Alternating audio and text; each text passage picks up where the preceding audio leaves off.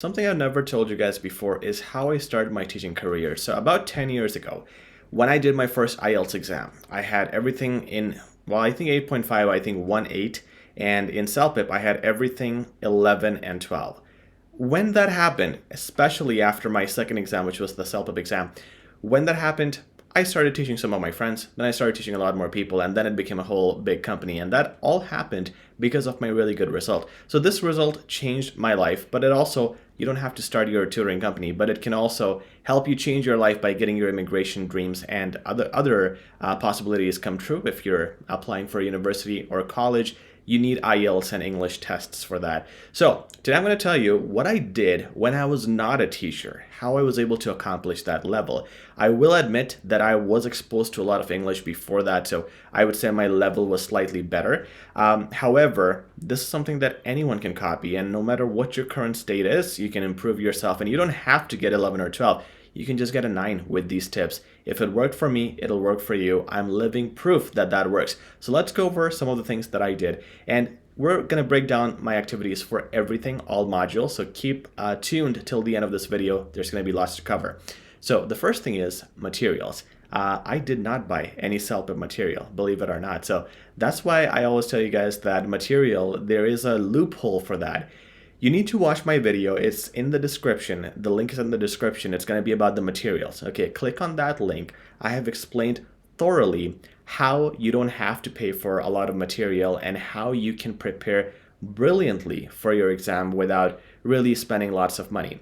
So what I did was CELPIP material. I went there online to check the free samples, did those to understand the format. But if I buy those material, that's going to be expensive. So I went to IELTS, and IELTS materials are available anywhere. Okay, so online, YouTube, blogs, there's just so much IELTS material.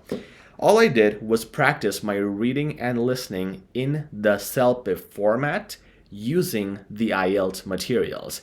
And this is, again, a very easy way to do. Plus, it'll save you money as well. It also is a hard way to do it. When you do the IELTS material, reading and listening, in the CELPIP format, it is crazy hard. And that is why it's really important. Because when you prepare, that's what we teach our students, when you prepare for any exam, not only IELTS or CELPIP or anything else, you prepare with a tough opponent, you prepare with a tough material, you prepare with something tougher than what the real situation is. The real situation becomes super easy. Now again, the details of how you can practice CELPIP using the IELTS material in the CELPIP format, it's in the description. Check out that link in that video. You will know everything about how and what resources you have to use to achieve a lot of practice. It's pretty much unlimited practice. You wouldn't even need all of that. Then let me talk about tutoring. Did I hire a tutor? Yes, I hired a tutor for 5 hours. And the reason you want to do it, I do this in every field, you want to have a mentor or coach for any test that you're giving, which is your first test, or especially if it's your second, then it's even more important because you have failed and you clearly need someone who is experienced to help you out. So a lot of, not a lot, well, a few native speakers sometimes require to do this exam, and they contact me, they email me, and they say, we're native speakers. How come we're getting a 7 in CELPIP? How come we're failing this English exam? This is what we do. And their grammar and everything is perfect. The reason is you have your own world where you think English is supposed to be like this. CELPIP is a different world. And examiners say English for us is supposed to be like this. Some of the things that we have in the exam, very formal words, just as an example, using furthermore, moreover, apart from that, you know, these words we don't even say in real life. In real life, we say and so, and so. Big no for CELPIP. In real life, we say a lot of ums, and we say a lot of casual words as well, which is not allowed in CELPIP. So CELPIP, first of all, it's not just about that formality that is needed, but it's also about the templates, the structure, how you have to break down your paragraphs for writing, for example. What are the key things you want to mention in speaking, for example? So all of those things, you need to know the CELPIP world for that. So I didn't have to book a lot of lessons because I didn't need to practice my grammar and vocabulary. As I said, my level was somewhat better. However, I needed to understand the world of CELPIP, and 5 hours did me a lot of good because the teacher was able to explain to me what the examiner requires and what the exam needs to get a good mark. So some secrets specifically for the CELPIP exam. And again, we provide tutoring. So if you are interested, and as I mentioned, it is super important to understand CELPIP concepts, let me know. Link for my email is always in the description, and so is my website where you can check out our reviews. Let's talk about writing. So for writing, one thing was I sought feedback from my instructor, a couple of writings, and I got some feedback. But also I evaluated my own writing. So whenever I wrote something, of course, proofreading is important.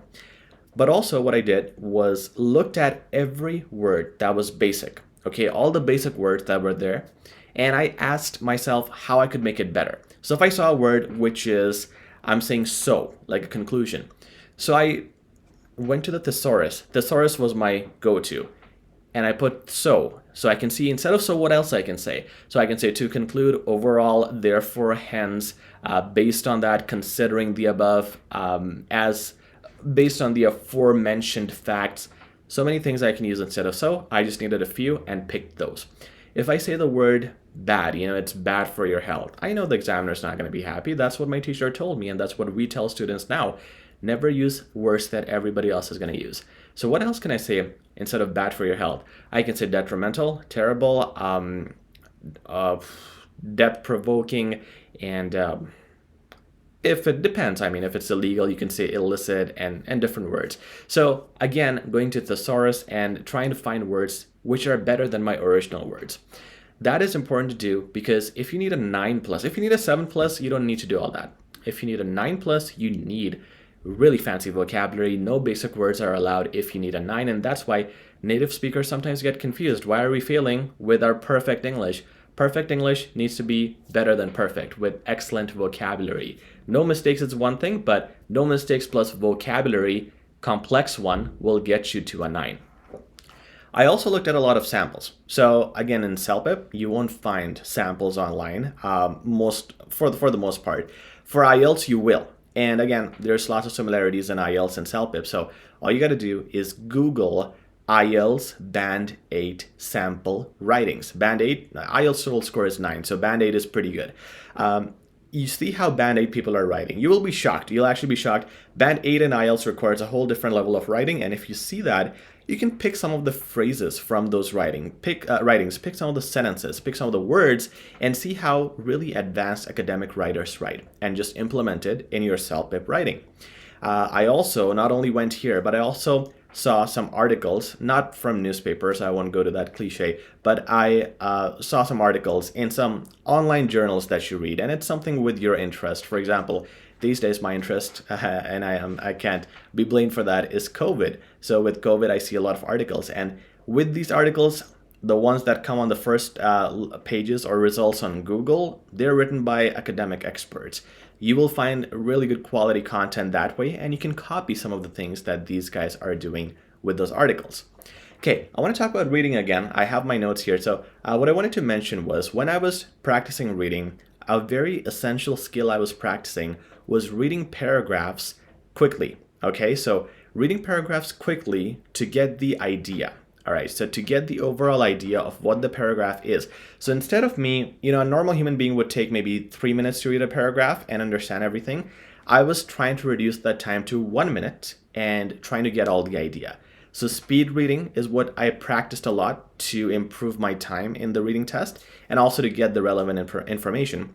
And for listening, what I did in CELPIP was practice my handwriting, because you get that piece of paper, you have to take notes when you listen, and the more you practice, that's simple, practice will make you perfect. The more you practice, and especially practice writing fast, then you can take as many notes as possible. Note taking is the secret in the CELPIP exam, so practicing that with more and more listening will really help you improve. The other thing was about speaking. So speaking is the hardest part in the CELPIP exam. And again, I had a few sessions of that with my teacher, but I was left for the most part to practice myself. A very good way, a good tool for you to use, and it's so effective, is use a sound recorder. Practice your speaking and record yourself, then play yourself. In writing, you do the same thing, right? You proofread. Why don't you do it for speaking? Do it for speaking as well. proof listen. So you would listen to yourself, and when you do, you find so many errors. You would find just so many things. So, I had a really good tutor. I have a really good tutor, and he didn't realize it himself. He's a tutor, okay? But when I looked at his recording of one of his classes, I was like, you say a lot of ums in your classes. Try to reduce them. And he was like, I had no idea that I was doing ums. He was shocked because this was the first time someone gave him feedback on his own recording. And if he listened to it too, he would realize that as well. So once you listen to your recording, so many things come up, and you would understand you got to improve on your ums, your grammar, definitely vocab. You need good vocab for that as well. And of course, you want to pay attention to the common things. So finishing on time and starting right when the timer starts, having your greetings at the start and finish of each question, and filling that question with organization. Once again, if you don't know anything, you're at the right place. You can Google or check out my channel for CELPIP speaking templates. You'll find exactly how to structure your speaking questions and answers. So that's what I did with speaking. And the final thing I'm going to say is I practiced a lot. I practiced crazy. That's what you got to do as well. I had a good English level, all right, but I still practiced because you want to underestimate yourself, never overestimate yourself, because what happens is with overestimation, the emails I get are, I thought I had good English, I practiced enough, and I got the score. So never think you have good English, because the exam will surprise you. They mark very strictly. So for me, when I was practicing, like when I was doing listening, when I was driving my car, I was practicing that. When I was during those times I was busing, I was practicing in the bus. So every waking moment before the exam, it's just a limited time in your life that you have to do this. I was doing this. I was obsessed with it, and it helped. Obviously, practice will help you achieve the result. So those are some things that I did, and I still remember them because that was a fun time. I enjoyed it, and I was really passionate about getting a good result. And with that positivity and practice and all the resources and strategies I used, it really helped out. So one more thing you need to do before you go is check out that video that is in the description, and you will understand exactly how you can use materials for free and learn a lot of valuable content that way. If you found value in this video, please like, share, and subscribe. Talk to you very soon. Take care.